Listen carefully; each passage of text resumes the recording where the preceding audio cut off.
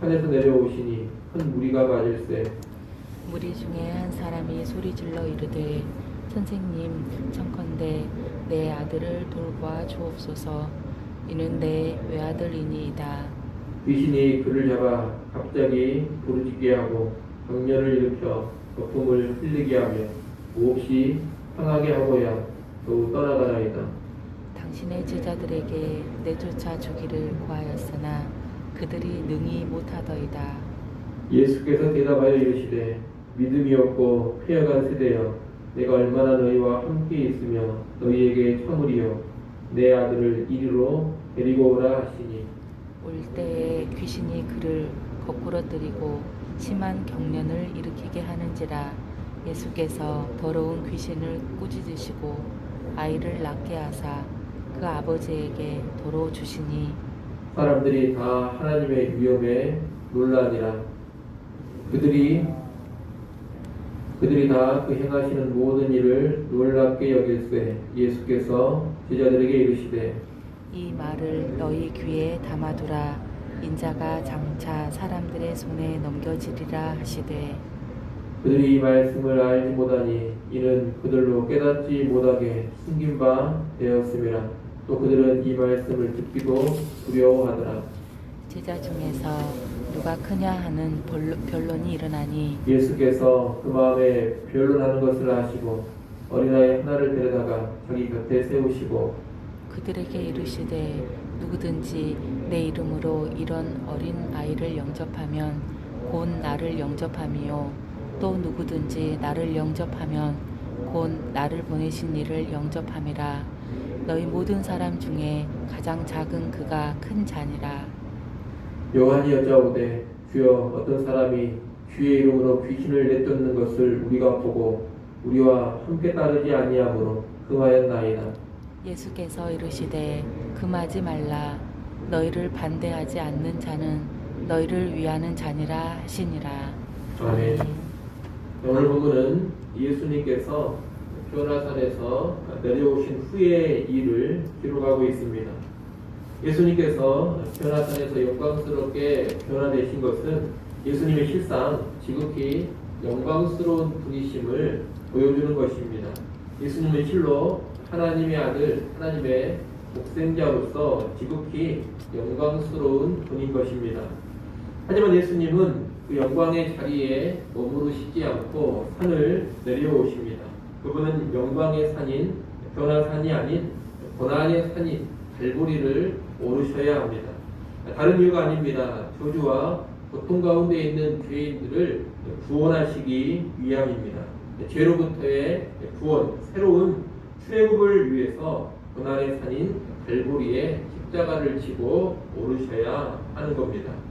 죄인들의 구원을 위해 영광의 보좌를 내려오셔서 고난의 십자가를 향해 가시는 분, 그분이 예수 그리스도십니다.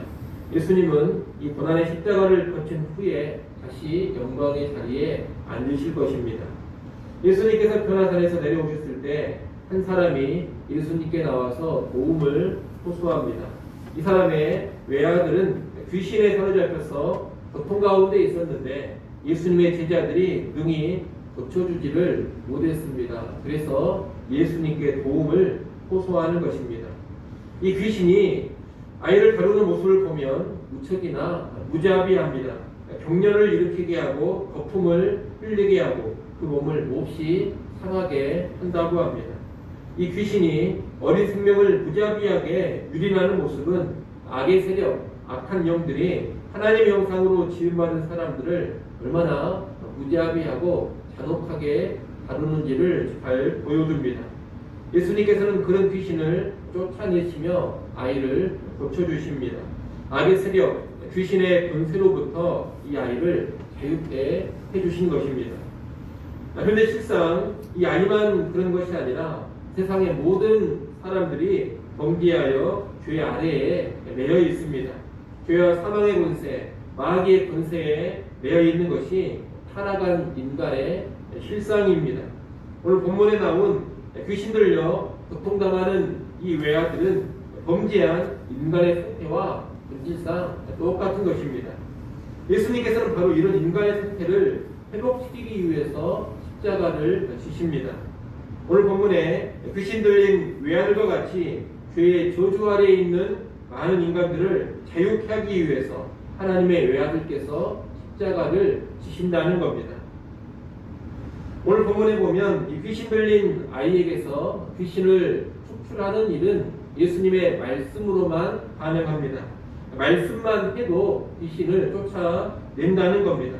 하지만 범죄에서 죄와 사망의 근세에 매여있는 이 인간들을 근본적으로 회복시키려면, 범죄한 사람들을 근본적으로 자유케 하려면 말씀 한마디 가지고 되는 것이 아닙니다. 하나님의 외아들이 직접 십자가를 져야만 합니다. 이런 맥락에서 본문에 귀신을 축출하는 능력보다 더 위대하고 본질적인 능력은 무엇이냐? 십자가가 크고 위대한 능력이라고 말할 수가 있겠습니다. 십자가는 근본적으로 모든 인류의 죄 문제를 해결하고 모든 인류가 처해 있는 죄의 저주를 해결해 주는 것이기 때문입니다. 여러분이 성경을 보실 때 예수님께서 병을 고쳐주시고 귀신을 쫓아내고 그런 장면들이 많이 나오는데 절대로 그 자체에 매몰되면 안 됩니다. 그 자체가 대단한 능력이 아니라 십자가의 복음이 진정한 능력이고 본질적인 능력입니다. 이것을 모르고 병고침 자체, 죽기 자체에 몰두하면 참된 능력에서 멀어져 버리는 겁니다. 능력이 있어 보이지만 실상 진정한 능력으로부터 멀어지는 그런 현상이 나타나게 된다는 겁니다. 오늘 보면 41절에 보면 예수님은 이 아이를 고치시기 전에 제자들의 믿음 없음을 꾸짖었습니다. 그런데 예수님은 귀신을 쫓아낸 후에 이 귀신을 쫓아낸 능력 앞에서 사람들이 놀라고 있을 때 제자들에게 무슨 말씀을 하시느냐? 44절을 말씀하십니다. 44절 말씀을 여러분이 한번 읽어보십시오. 44절 읽습니다. 이 말을 너희 귀에 담아두라. 인자가 장차 사람들의 손에 넘겨지리라 하시되. 아멘. 여러분, 이 44절의 말씀이 무슨 말씀입니까? 자신의 고난에 관한 말씀입니다. 인자가 장차 사람들의 손에 넘겨진다, 이 말은 사람들에게 잡혀 십자가에서 죽임 당할 것을 말씀하시는 겁니다. 예수님이 지금 이 말씀을 하신 것은 다른 이유가 아닙니다. 앞서 말씀드린 것처럼 귀신을 축출하는 이런 능력에 매몰되지 않도록 하기 위함입니다. 변화산 이외에 대단한 영광을 보고 그 영광에만 푹 빠져 있으면 안 되는 것처럼 산 아래에서도 흉악한 귀신을 말씀 한마디로 쫓아내는 기적을 보고 그 능력에만 푹 빠져 있으면 안 된다는 겁니다. 진정한 예수님의 사역, 예수님의 능력의 본질, 참된 영광은 어디에 있느냐? 십자가에 있습니다. 최고의 능력이 십자가가 아니라면, 최고의 해법이 십자가가 아니라면 굳이 예수님께서 십자가의 길로 가실 필요가 없습니다. 계속해서 이렇게 귀신만 쫓아내고 병만 고치는 그런 사역만 감당하면 되는 겁니다.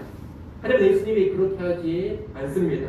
병을 고치고 귀신을 쫓아내는 것이 본질적인 능력이 아니고 그것이 인간의 본질적인 문제의 해법이 아니기 때문에 예수님은 십자가로 나아가시는 겁니다.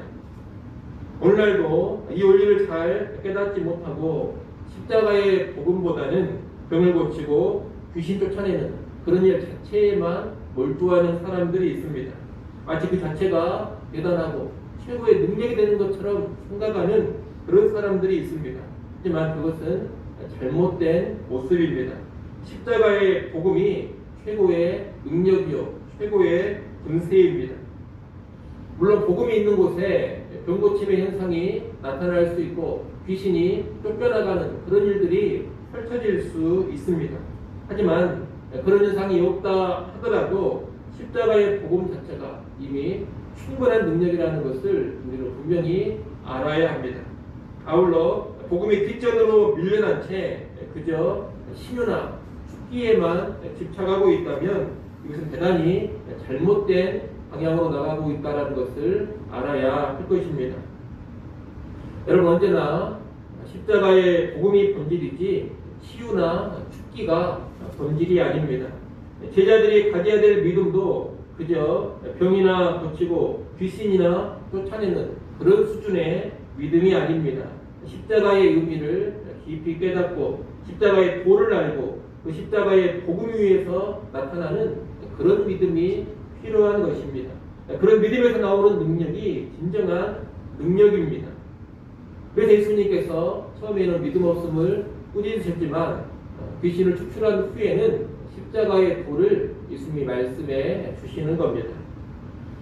그런데 이렇게 예수님께서 십자가를 말씀하셔도 제자들은 제대로 깨닫지를 못합니다.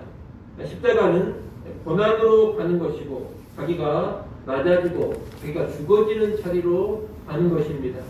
하나님의 아들이 당연한 영광을 포기하고 스스로 낮추고 십자가에서 자신을 희생하고 죽으심으로 위대한 구원의 역사가 펼쳐집니다.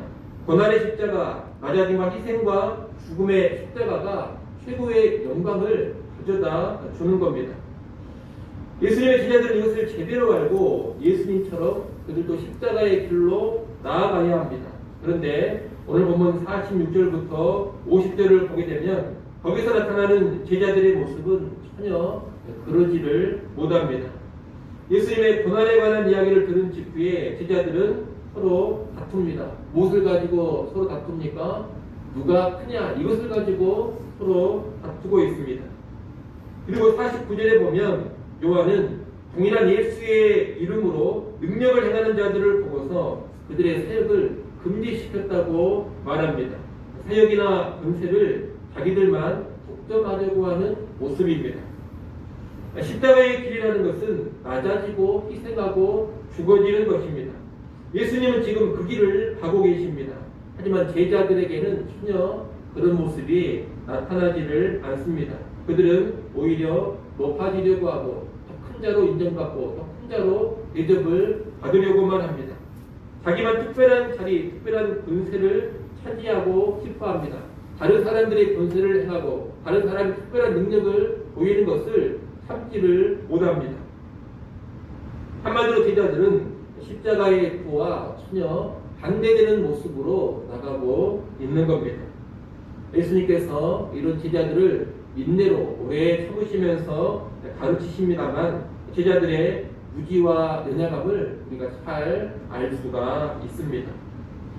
여러분, 교회는 십자가의 복음을 선포하면서 동시에 십자가의 삶을 살아야 합니다. 세상의 영광을 스스로 포기하고 오히려 낮아져 섬길 줄을 알아야 합니다. 자기가 희생하고 죽어지는 삶을 살 줄 알아야 합니다.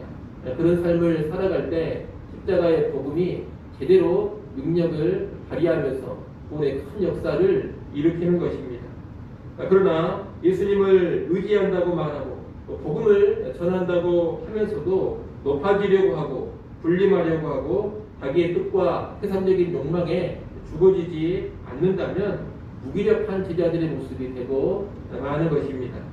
그런 여러분은 이것을 유념하시고 언제나 십자가의 길로 나아가신 예수님을 깊이 묵상하며 우리 또한 그 길로 나아갈 수 있기를 간절히 소원합니다. 여러분, 낮아지고 죽어지는 십자가의 삶을 살면서 십자가의 복음을 선포할 수 있기를 소원합니다. 그럴 때 진정한 복음의 능력을 우리가 보여줄 수 있을 것이고 최고의 능력을 보여줄 수가 있을 겁니다. 우리 모두 그런 삶으로 나아가기를 간절히 축원합니다. 기도하겠습니다.